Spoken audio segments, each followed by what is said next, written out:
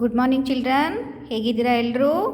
So ಮಕ್ಕಳ, ನಾವು last ಕ್ಲಾಸಲ್ಲಿ ಮಳೆ ಪಾಠ 4 ಮಳೆ ಪದ್ಯದ ಬಗ್ಗೆ ತಿಳ್ಕೊಂಡ್ವಿ ಅಲ್ವಾ? ಸೊ ನಾನಿವತ್ತು ಮಳೆ ಪದ್ಯದ ಟೆಕ್ಸ್ಟ್ ಬುಕ್ ಎಕ್ಸಸೈಸ್ ಮಾಡಿಸ್ತಾ ಇದ್ದೀನಿ ಮಕ್ಕಳ. ಸೊ ನೀವು ಇದನ್ನು ನಿಮ್ಮ ಟೆಕ್ಸ್ಟ್ ಬುಕ್ಕಿಗೆ ಕಾಪಿ ಮಾಡ್ಕೋಬೇಕು, ಓಕೆನಾ ಮಕ್ಕಳ?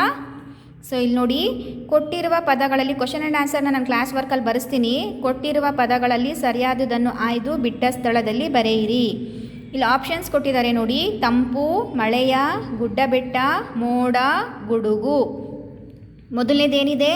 ಮುತ್ತಿನಂಥ ಡ್ಯಾಶ್ ನೀರು ಕೆಳಗೆ ಸುರಿಯಿತು. ಮುತ್ತಿನಂಥ ಎಂತಹ ನೀರು ಸುರಿಯಿತು? ಮುತ್ತಿನಂಥ ಮಳೆಯ ನೀರು ಕೆಳಗೆ ಸುರಿಯಿತು. ನೆಲದ ಮೇಲೆ ಡ್ಯಾಶ್ ಅಡ್ಡವಾಯಿತು. ನೆಲದ ಮೇಲೆ ಏನು ಅಡ್ಡ ಆಯಿತು ಮಕ್ಕಳ? ಗುಡ್ಡ ಬೆಟ್ಟ ಅಡ್ಡವಾಯಿತು. ಘಳಿಗೆಯೊಳಗೆ ಬಾನು ತುಂಬ ಡ್ಯಾಶ್ ಕವಿಯಿತು. ಘಳಿಗೆಯೊಳಗೆ ಬಾನು ತುಂಬ ಏನು ಕವಿಯಿತು? ಮೋಡ ಕವಿಯಿತಾ, ತಂಪು ಕವಿಯಿತಾ? ಮೋಡ ಕವಿಯಿತು. ಮೋಡ ಮೇಲಕ್ಕೇರಿದಾಗ ಡ್ಯಾಶ್ ತಗುಲಿತು. ತಂಪು ತಗುಲಿತು. ಸೊ ಇದನ್ನು ನೀವು ಕರೆಕ್ಟಾಗಿ ಈ ಡ್ಯಾಶ್ ಇರೋ ಹತ್ರ ಬರೀಬೇಕು, ಓಕೆನಾ ಮಕ್ಕಳ? ಈ ಪದ್ಯದಲ್ಲಿ ಬಿಟ್ಟಿರುವ ಸಾಲುಗಳನ್ನು ಬರೆಯಿರಿ. ನೆಲದ ಮೇಲೆ ಗುಡ್ಡ ಬೆಟ್ಟ ಅಡ್ಡವಾಯಿತು, ತಡೆದು ನಿಂತ ಮೋಡವೆಲ್ಲ ಮೇಲಕ್ಕೇರಿತು. ಇದು ಇಲ್ಲಿ ಪೋಯಮಲ್ಲಿದೆ ಅಲ್ವಾ? ಇಲ್ಲಿ ನೋಡಿ, ನೆಲದ ಮೇಲೆ ಗುಡ್ಡ ಬೆಟ್ಟ ಅಡ್ಡವಾಯಿತು, ತಡೆದು ನಿಂತ ಮೋಡವೆಲ್ಲ ಮೇಲಕ್ಕೇರಿತು. ಇದನ್ನು ನೀವಿಲ್ಲಿ ಬರೀಬೇಕು, ಓಕೆನಾ? ಗುಂಪಿಗೆ ಸೇರದ ಪದವನ್ನು ಗುರುತಿಸಿ ಬರೆಯಿರಿ. ಇಲ್ಲಿ ನೋಡಿ, ಇಲ್ಲಿ ಪದಗಳನ್ನ ಕೊಟ್ಟಿದ್ದಾರೆ. ಇದು ಯಾವುದು ಗುಂಪಿಗೆ ಸೇರಲ್ಲ ಅದನ್ನು ನೀವು ಬರಿಬೇಕು. ಕೆರೆ, ಕಟ್ಟೆ, ಸಮುದ್ರ. ಇಲ್ಲೆಲ್ಲ ನೀರಿರುತ್ತೆ ಅಲ್ವಾ? ಕೆರೆ ನೀರಿರುತ್ತೆ, ಕಟ್ಟೆಯಲ್ಲಿ ನೀರಿರುತ್ತೆ, ಸಮುದ್ರದಲ್ಲಿ ನೀರಿರುತ್ತೆ. ಸೂರ್ಯ ಎಲ್ಲಿರುತ್ತೆ? ಆಕಾಶದಲ್ಲಿರುತ್ತೆ ಅಲ್ವಾ? ಇದು ಗುಂಪಿಗೆ ಸೇರದ ಪದ. ಸೊ ನೀವಿಲ್ಲಿ ಏನು ಮಾಡಬೇಕು? ಸೂರ್ಯ ಅಂತ ಬರಿಬೇಕು. ಏನಂತ ಬರಿಬೇಕು ಮಕ್ಕಳ? ಸೂರ್ಯ ಅಂತ ಬರಿಬೇಕು. ಮಿಂಚು, ಭೂಮಿ, ಮಳೆ, ಗುಡುಗು. ಸೊ ಮಳೆ ಬರುವಾಗ ಮಿಂಚು ಬರುತ್ತೆ, ಮಳೆ ಬರುತ್ತೆ, ಗುಡುಗು ಬರುತ್ತೆ. ಆದರೆ ಭೂಮಿ ಗುಂಪಿಗೆ ಸೇರಲ್ಲ ಅಲ್ವಾ? ಸೊ ನಾವೇನು ಮಾಡಬೇಕು? ಭೂಮಿ. ಸರೋವರ, ಪರ್ವತ, ಬೆಟ್ಟ, ಗುಡ್ಡ. ಪರ್ವತ ಅಂದರು, ಬೆಟ್ಟ, ಗುಡ್ಡ ಅಂದರು ಒಂದೇ ಅರ್ಥ. ಸರೋವರ ಮಾತ್ರ ಬೇರೆ. ಸೊ ನಾವು ಸರೋವರ ಅಂತ ಬರಿಬೇಕು. ನೊಗ, ಕುಂಟೆ, ನೇಗಿಲು, ಮಂಚ. ಇದೆಲ್ಲ ರೈತ ಉಪಯೋಗಿಸ್ತಾನೆ ಅಲ್ವಾ? ನೊಗ, ಕುಂಟೆ, ನೇಗಿಲು ಎಲ್ಲ ಕೃಷಿ ಮಾಡುವಾಗ. ಮಂಚ ಮಾತ್ರ ಗುಂಪಿಗೆ ಸೇರೋದಿಲ್ಲ. ಸೊ ಮಂಚ. ಸೊ ಇಲ್ಲಿ ನೋಡಿ ಮಕ್ಕಳ, ಕೊಟ್ಟಿರುವ ಪದಗಳಿಗೆ ಸಮಾನಾರ್ಥಕ ಪದಗಳನ್ನು ಬರೆಯಿರಿ. ಏನು? ಕಾಡಿಗೆ ಇರುವಂತಹ ಸಮಾನ ಪದಗಳು. ಕಾಡಿಗಿನ್ನು ಯಾವ್ಯಾವ್ದು ಸೇಮ್ ಹೆಸರಿಂದ ಕರೀತಾರೆ ಅಂತ ಬರಿಬೇಕು. ಸೊ ಏನಂತಾರೆ ಕಾಡಿಗೆ? ಅಡವಿ, ವನ,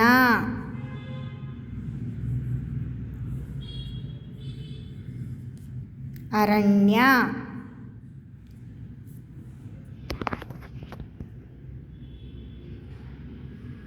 ಸೊ ಎರಡನೇದೇನು ಮಕ್ಕಳ? ಸೂರ್ಯ. ಸೂರ್ಯನಿಗಿರುವಂತಹ ಸಮಾನಾರ್ಥಕ ಪದಗಳು ಯಾವುದು? ರವಿ, ದಿನಕರ,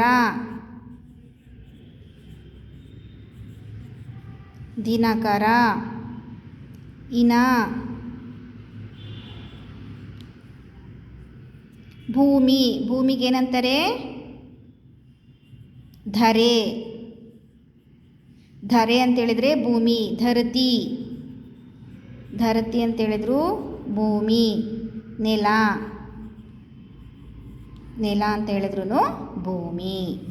ಸೊ ಇಲ್ಲಿ ನೋಡಿ ಮಕ್ಕಳ, ಅಕ್ಷರ ಬಳಸಿ ಪದ ರಚಿಸು, ತಿರುಗಿಸಿ ಓದಿ ಆನಂದಿಸು. ಇಲ್ಲಿ ನೋಡಿ, ಅಕ್ಷರಗಳನ್ನ ಉಲ್ಟಾ ಪಲ್ಟಾ ಕೊಟ್ಟಿದ್ದಾರೆ ಮಕ್ಕಳ. ಅದನ್ನು ನಾವು ಸರಿ ಮಾಡಿ ಬರಿಬೇಕು. ಇಲ್ಲಿ ನೋಡಿ, ವಿಕ ಕ ಟ ವಿ ಅಂತಿದೆ ಅಲ್ವಾ? ಸೊ ಇದನ್ನು ನಾವು ಸರಿ ಮಾಡಿ ವಿಕಟ ಕವಿ ಅಂತ ಬರೆದಿದ್ದಾರೆ ಅಲ್ವಾ? ಇಲ್ಲಿ ನೋಡಿ, ಕಕನ. ಕಕನ ಅಂದರೆ ಏನಾದರೂ ಮೀನಿಂಗ್ ಇದೆಯಾ? ಇಲ್ಲ ಅಲ್ವಾ? ಸೊ ಅದಕ್ಕೆ ನಾವೇನಂತ ಬರಿಬೇಕು? ಕನಕ. ಮನನ ಉಲ್ಟಾಗಿದೆ ಅಲ್ವಾ? ಮನನ ಅಂದರೆ ಏನಾದರೂ ಇದೆಯಾ ಮೀನಿಂಗು? ನಮನ. ಸೊ ರಸೂರ ಸೂರ. ರಸೂರ ಸೂರ ಅಂದರೆ ಏನು ಅರ್ಥ ಅಲ್ವಾ? ಅರ್ಥ ಇಲ್ಲ ಅಲ್ವಾ? ಅದಕ್ಕೆ ನಾವೇನು ಮಾಡಬೇಕು? ಸುರ ಸುರ. ಸುರ ಸುರ.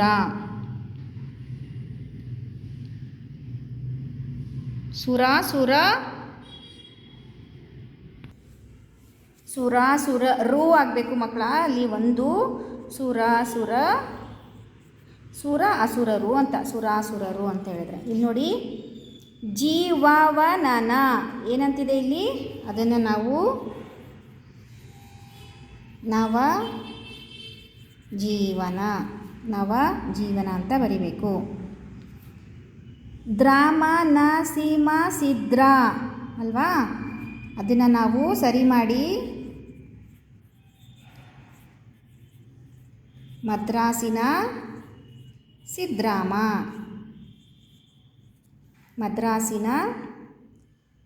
ಮದ್ರಾಸಿನ ಸಿದ್ರಾಮ ಅಂತ ಬರಿಬೇಕು. ಸೊ ಇಲ್ಲಿ ನೋಡಿ ಮಕ್ಕಳ, ಪದಬಂಧ. ಸೂಚನೆಗಳನ್ನು ಅರ್ಥೈಸಿಕೊಂಡು ಪದಬಂಧ ಪೂರ್ಣಗೊಳಿಸಿ ಪದಗಳನ್ನು ಓದಿ. ಇಲ್ಲಿ ನೋಡಿ, ಇವಾಗ ನೀವು ನ್ಯೂಸ್ ಪೇಪರೆಲ್ಲ ನೋಡಿರ್ತೀರ ಅಲ್ವಾ? ಪದಬಂಧ ಆ ಥರದ್ದೇ ಇಲ್ಲೊಂದು ಕೊಟ್ಟಿದ್ದಾರೆ ನೋಡಿ. ಇಲ್ಲಿ ನೋಡಿ, ಎಡದಿಂದ ಬಲಕ್ಕೆ ಕೊಟ್ಟಿದ್ದಾರೆ. 24 ನಿಮಿಷಗಳನ್ನು ಹೀಗೆ ಹೇಳುತ್ತಾರೆ. ಎಷ್ಟು ಅಕ್ಷರ? 3 ಅಕ್ಷರ. ಎಡದಿಂದ ಬಲಕ್ಕೆ. ಸೊ ಎಡದಿಂದ ಬಲಕ್ಕೆ ಏನು ನಿಮ್ಮ ಇದರಲ್ಲೇ ಇದೆ ಅಲ್ವಾ? ಏನಂತ ಕರೀತಾರೆ? ಮಳೆ ಪದ್ಯದಲ್ಲೇ ಇದೆ, ಗಳಿಗೆ. ಗಳಿಗೆ 24 ನಿಮಿಷ ಇರುತ್ತೆ ಅಲ್ವಾ? ಎರಡನೇದು, ಜೀವರಾಶಿ ನೆಲೆಸಿರುವ ಪ್ರಪಂಚ. ಇದು ಕೂಡ 3 ಅಕ್ಷರ. ಜೀವರಾಶಿ ನೆಲೆಸಿರುವ ಪ್ರಪಂಚ ಏನು? ಇಲ್ಲಿ ನೋಡಿ, ಒಂದು ಅಕ್ಷರ ಕೊಟ್ಟಿದ್ದಾರೆ, ಮಧ್ಯ ಗ್ಯಾಪ್ ಬಿಟ್ಟಿದ್ದಾರೆ, ನಮಗೆ ಕ್ಲೂ ಕೊಟ್ಟಿದ್ದಾರೆ. ತು ಜಗತ್ತಿನಲ್ವ ಜೀವರಾಶಿ ಇರೋದು. ಸೊ 3ನೇದು, ಕೆರೆ ಜೊತೆಯಲ್ಲಿರುವ ಜೋಡಿ ಪದ. ಇದೆಷ್ಟು ಅಕ್ಷರ? 2 ಅಕ್ಷರ. ಕೆರೆ ಜೊತೆಯಲ್ಲಿರುವ ಜೋಡಿ ಪದ ಯಾವುದು? ಕೆರೆ ಕಟ್ಟೆ ಅಂತ ಹೇಳ್ತೀವಿ ಅಲ್ವಾ ನಾವು ಯೂಶುವಲಾಗಿ ಹೇಳುವಾಗ? ಕೆರೆ ಕಟ್ಟೆ. 4ನೇದು, ನಾವು ನಿಂತಿರುವ ಸ್ಥಳ. ನಾವು ನಿಂತಿರುವ ಸ್ಥಳ ಯಾವುದು? 2 ಅಕ್ಷರ. 4ನೇದು ಎಲ್ಲಿದೆ? ನಾವು ನೋಡಿ, ಒಂದು ಅಕ್ಷರ ಅವರೇ ಕೊಟ್ಟಿದ್ದಾರೆ, ನೆಲ. ನೆಲ. ನಾವು ನಿಂತಿರುವ ಸ್ಥಳ ನೆಲ. ಬೇಸಿಗೆ ಕಾಲದ ಪ್ರಭಾವವಿದು. ಇದು ಕೂಡ 3 ಅಕ್ಷರ. ಬೇಸಿಗೆ ಕಾಲದ ಪ್ರಭಾವವಿದು. 5ನೇದು. 6ನೇದು, ಬೇಸಿಗೆ ಕಾಲದ ಎಲ್ಲಿದೆ? 6ನೇದು, ಬೇಸಿಗೆ ಕಾಲದ ಪ್ರಭಾವವಿದು. ಬೇಸಿಗೆ ಕಾಲದಲ್ಲಿ ಏನಿರುತ್ತೆ ಮಕ್ಕಳ? ಬಿಸಿಲು. ಬಿಸಿಲು. ಮೋಡ ಕರಗಿ ಬೀಳುವುದು. ಎಷ್ಟು ಅಕ್ಷರ? 2 ಅಕ್ಷರ. ಮೋಡ ಕರಗಿ ಬೀಳುವುದು ಎಷ್ಟನೇದಿದು? 7ನೇದು. ಎಲ್ಲಿದೆ 7ನೇದು? ಮೋಡ ಕರಗಿ ಬೀಳುವುದು. ಇದು ಮಳೆ. ಮೋಡ ಕರಗಿ ಬೀಳುವುದು ಮಳೆ. ಮೇಲೆ ನೋಡಿದಾಗ ಕಾಣುವುದು 3 ಅಕ್ಷರ. 8ನೇದು. ಮೇಲೆ ನೋಡಿದಾಗ ನೋಡಿ, ಒಂದು ಕ್ಲೂ ಕೊಟ್ಟಿದ್ದಾರೆ, ಮೂಗಿಲು. ಮುಗಿಲು. 9ನೇದು, ಈ ಸಮಯ ಮುತ್ತಿನಂಥದ್ದು. ಇದು ಕೂಡ 2 ಅಕ್ಷರ. ಈ ಸಮಯ ಮುತ್ತಿನಂಥದ್ದು. ನೋಡಿ, ಕ್ಲೂ ಕೊಟ್ಟಿದ್ದಾರೆ, ಹೊತ್ತು. ಹೊತ್ತು ಮುತ್ತು ಅನ್ನೋ ಥರ. ಓಕೆ, ಇಲ್ಲಿ ನೋಡಿ, ಮೇಲಿಂದ ಕೆಳಗೆ ಗಟ್ಟಿಯಾದ ಪದಾರ್ಥ ಇದು. ಎಷ್ಟು ಅಕ್ಷರ? 2 ಅಕ್ಷರ. ಗಟ್ಟಿಯಾದ ಪದಾರ್ಥವಿದು. ಘನ. ಘನ ಅಂತೇಳಿದರೆ ಗಟ್ಟಿ ಅಂತ. ಘನ. ನೀರಿಗೆ ಮತ್ತೊಂದು ಹೆಸರು. 2 ಅಕ್ಷರ. ನೀರಿಗೆ ಮತ್ತೊಂದು ಹೆಸರು ಏನು? ಜಲ. ಜಲ. ನೀರಿಗೆ ಮತ್ತೊಂದು ಹೆಸರು ಜಲ ಅಂದರೂ ಕೂಡ ನೀರು ಅಂತಾನೆ ಮಕ್ಕಳ. ಓಕೆ, ಇದರೊಳಗಿರುವುದು ಉಪ್ಪಿನ ನೀರು. 3 ಅಕ್ಷರ. ಇದರೊಳಗಿರುವುದು ಉಪ್ಪಿನ ನೀರು. ಕಡಲು. ಕಡಲು ಅಂತ ಹೇಳಿದ್ರೇನು? ಸಮುದ್ರ, ಬೀಚ್. ಬೀಚಲ್ಲಿರೋ ನೀರು ಯಾವಾಗಲೂ ಉಪ್ಪಾಗಿರುತ್ತಲ್ವ ಮಕ್ಕಳ? ಭೂಮಿಗೆ ಇರುವ ಇನ್ನೊಂದು ಹೆಸರು ಭೂಮಿಗೆ ಇರುವ ಇನ್ನೊಂದು ಹೆಸರೇನು ಮಕ್ಕಳ? ನೋಡಿ ಎಷ್ಟು ಅಕ್ಷರ? 2 ಅಕ್ಷರ. ಭೂಮಿಗೆ ಇರುವ ಇನ್ನೊಂದು ಹೆಸರೇನು? ಏನು ಭೂಮಿಗೆ ಇರುವ ಇನ್ನೊಂದು ಹೆಸರು? ಎಷ್ಟನೇದಿದು? 5ನೇದಲ್ವಾ? ಸೊ ಇಳೆ. ಇಳೆ ಇಳೆ ಅಂತೇಳಿದರೆ ಭೂಮಿ. ಇಳಿದು ಬಾ ತಾಯೇ ಇಳಿದು ಬಾ.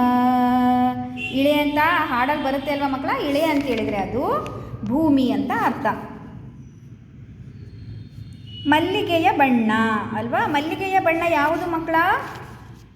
ಮಲ್ಲಿಗೆಯ ಬಣ್ಣ ಎಷ್ಟನೇದು? 6ನೇದು. ಮಲ್ಲಿಗೆ ಬಣ್ಣ ಯಾವುದು? ಬಿಳಿ. ವಾಸ ಮಾಡಲು ಇದು ಬೇಕು. 2 ಅಕ್ಷರ. ಏನು ಬೇಕು ವಾಸ ಮಾಡಲು? ವಾಸ ಮಾಡಲು ಏನು ಬೇಕು? ಏನು ಬೇಕು? ನೀವೆಲ್ಲ ಎಲ್ಲಿ ವಾಸ ಮಾಡ್ತೀರಾ? ಮನೆ. ಮನೆ. ಓಕೆ. ಕಪ್ಪೆ ಚಿಪ್ಪಿನಲ್ಲಿರುವುದು. ಕಪ್ಪೆ ಚಿಪ್ಪೊಳಗೆ ಏನಿರುತ್ತೆ ಮಕ್ಕಳ? 2 ಅಕ್ಷರ. ನೋಡಿ, ಮುತ್ತು. ಮುತ್ತು. ಎಷ್ಟು ಫನ್ನಾಗಿರುತ್ತೆ ಅಲ್ವಾ ಮಕ್ಕಳ ಇದನ್ನ ಆಡೋಕ್ಕೆ? ಸೊ ನಾವು ಸ್ವಲ್ಪ ಥಿಂಕ್ ಮಾಡಬೇಕಷ್ಟೆ. ಅವ್ರು ಕ್ಲೂ ಕೊಟ್ಟಿರ್ತಾರೆ, ಅದನ್ನು ನೋಡಿಕೊಂಡು ನಾವು ಫಿಲ್ ಮಾಡಬೇಕು. ಓಕೆನಾ? ಇಲ್ಲಿ ನೋಡಿ ಮಕ್ಕಳ, ಮಾದರಿಯಂತೆ ಪ್ರಾಸಪದಗಳನ್ನು ಬರೆಯಿರಿ. ಪ್ರಾಸಪದ ಅಂತ ಹೇಳಿದರೆ ನಾನು ಆಲ್ರೆಡಿ ಸುಮಾರು ಸಲ ಹೇಳಿದ್ದೀನಿ, ಇದು ರೈಮಿಂಗ್ ವರ್ಡ್ಸ್. ಇಂಗ್ಲೀಷಲ್ಲಿ ರೈಮಿಂಗ್ ವರ್ಡ್ಸ್ ಅಂತಿರಲ್ವಾ? ಕೊನೆಯ ಉಚ್ಚಾರ, ಕೊನೆಯ ಅಕ್ಷರ ಒಂದೇ ಥರ ಇರಬೇಕು. ಇಲ್ಲಿ ನೋಡಿ ಒಂದು ಎಕ್ಸಾಂಪಲ್ ಕೊಟ್ಟಿದ್ದಾರೆ, ಮಾದರಿ ಕೊಟ್ಟಿದ್ದಾರೆ. ಸುರಿಯಿತು, ಹರಿಯಿತು, ಇತು, ಇತು. ಇಲ್ಲಿ ನೋಡಿ, ಇತು, ಇತು ಒಂದೇ ಥರ ಉಚ್ಚಾರ ಆಗುತ್ತೆ ಅಲ್ವಾ? ಇವಾಗ ರೈಮಿಂಗ್ ವರ್ಡ್ಸ್ ನೀವು ಇಂಗ್ಲೀಷಲ್ಲಿ ಹೇಳುವಾಗ್ಲೂ ಅಷ್ಟೇ. ಕ್ಯಾಟ್, ಬ್ಯಾಟ್, ಟ ಟ ಬರುತ್ತಲ್ವಾ? ಆ ಥರ. ಇಲ್ಲಿ ನೋಡಿ, ಇದಕ್ಕೆ ನಾವು ಬರೀಬೇಕು. ತಗುಲಿತು,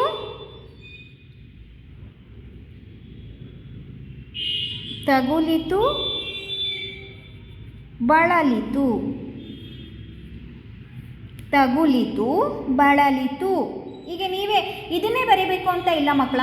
ನಿಮಗೆ ಓನಾಗಿ ನಿಮಗೆ ಬೇರೆ ಏನಾದರೂ ಐಡಿಯಾ ಬಂದರೆ ಅದನ್ನು ಬರಿಬೋದು, ಆದರೆ ಕೊನೆಯಲ್ಲಿ ಅದೇ ರೀತಿ ಉಚ್ಚಾರ ಆಗಬೇಕು. ಕವಿಯಿತು, ಬೆರೆಯಿತು. ಕವಿಯಿತು, ಬೆರೆಯಿತು. ಅಡ್ಡವಾಯಿತು, ತಡೆಯಲಾಯಿತು. ಅಡ್ಡವಾಯಿತು, ತಡೆಯಲಾಯಿತು. ಇತು, ಇತು. ಓಕೆನಾ? ನೀವು ಓನಾಗೆ ಏನಾದರೂ ಬೇರೆ ಕೂಡ. ಸೊ ಇಲ್ಲಿ ನೋಡಿ ಮಕ್ಕಳ, ಮಾದರಿಯಂತೆ ಜೋಡು ನುಡಿಗಳನ್ನು ಬರೆಯಿರಿ ಅಲ್ವಾ? ಮಾದರಿ ಎಕ್ಸಾಂಪಲ್ ಕೊಟ್ಟಿದ್ದಾರೆ ನೋಡಿ.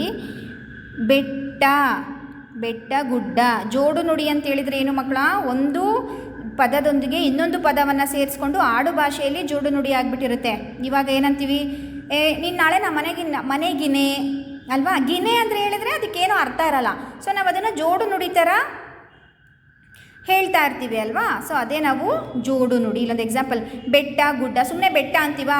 ಆ ಬೆಟ್ಟ ಗುಡ್ಡ ಎಲ್ಲ ನೋಡೋಕೆ ಎಷ್ಟು ಚೆನ್ನಾಗಿತ್ತಲ್ವಾ? ಮನೆಗಿನೆ ಅಂತೆಲ್ಲ ಅಂತೀವಿ ಅಲ್ವಾ? ಅದೇ ರೀತಿ ಕೆರೆ. ಕೆರೆ ಅನ್ನುವಾಗ ಯೂಶ್ವಲಾಗಿ ಏನಂತೀವಿ ನಾವು? ಕೆರೆ ಕಟ್ಟೆ ಅಲ್ವಾ? ಕೆರೆ ಕಟ್ಟೆ.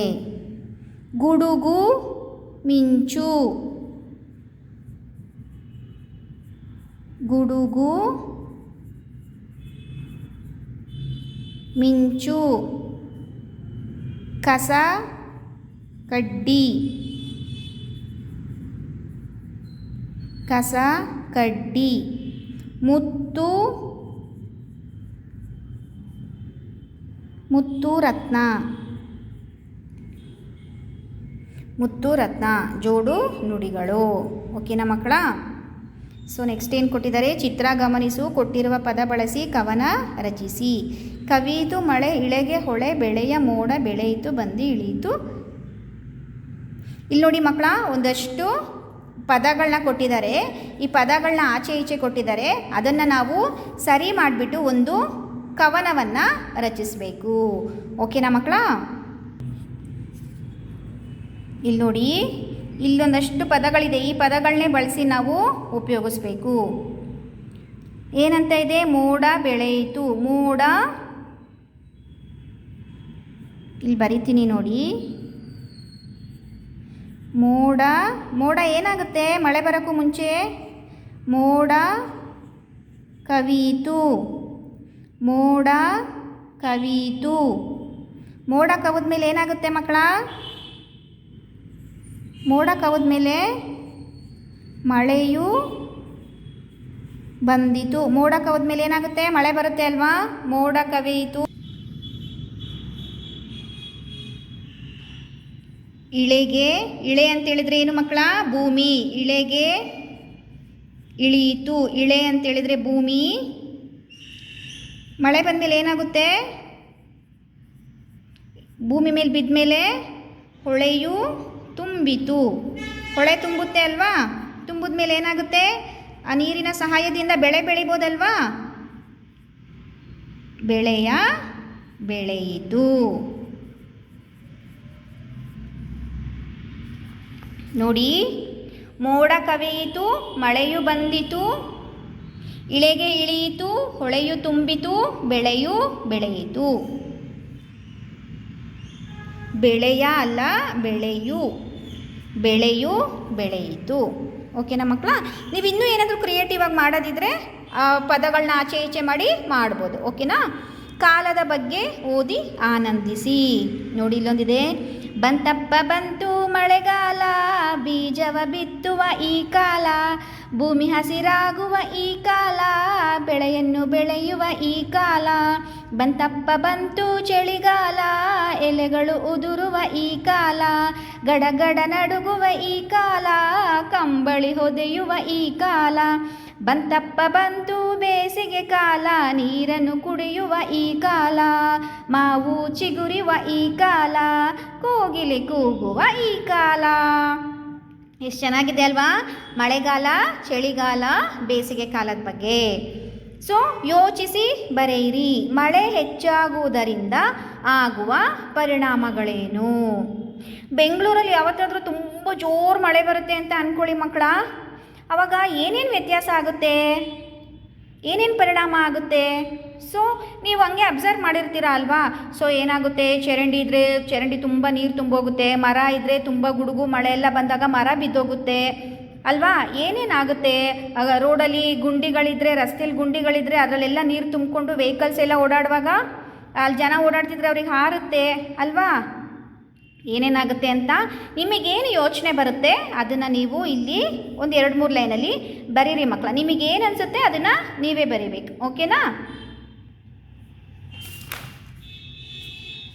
ಬೇಸಿಗೆಯಲ್ಲಿ ಸಾಮಾನ್ಯವಾಗಿ ಗಿಡ ಮರಗಳು ಒಣಗುತ್ತವೆ, ಕಾರಣವೇನು? ಬೇಸಿಗೆಯಲ್ಲಿ ಏಕೆ ಗಿಡ ಮರಗಳು ಒಣಗುತ್ತೆ ಮಕ್ಕಳ? ಬೇಸಿಗೆಯಲ್ಲಿ ನೀರಿರಲ್ವಲ್ಲ, ನೀರು ಸಾಕಾಗೋದಿಲ್ವಲ್ಲ, ಸೊ ಅದಕ್ಕಾಗಿ ಗಿಡ ಮರಗಳು ಒಣಗುತ್ತೆ. ಸೂರ್ಯನ ಶಾಖ ಹೆಚ್ಚಾಗಿರುತ್ತೆ, ಸೊ ಅದಕ್ಕೂ ಕೂಡ ಗಿಡ ಮರಗಳು ಒಣಗುತ್ತೆ. ಮಳೆ ಬರುವ ಮುನ್ನ ಆಕಾಶದಲ್ಲಿ ಉಂಟಾಗುವ ಬದಲಾವಣೆಗಳನ್ನು ಗಮನಿಸಿ ಬರೆಯಿರಿ. ಮಳೆ ಬರೋಕ್ಕೂ ಮೊದಲು ಆಕಾಶದಲ್ಲಿ ಏನಾಗುತ್ತೆ? ಆಕಾಶದ ಬಣ್ಣ, ಮೋಡಗಳ ಬಣ್ಣ ಬದಲಾಗುತ್ತೆ ಅಲ್ವಾ? ಕತ್ತಲು ಕವಿದಂತೆ ಆಗುತ್ತೆ, ತಂಗಾಳಿ ಬೀಸುತ್ತೆ. ಸೊ ಅಲ್ವಾ ಮಕ್ಕಳ? ಇದು ಯೋಚನೆ ಮಾಡಿ ನಿಮಗೇನು ಅನಿಸುತ್ತೆ 1-2 ಸಾಲಲ್ಲಿ ನೀವು ಬರೆಯೋಕ್ಕೆ ಪ್ರಯತ್ನ ಪಡಿ.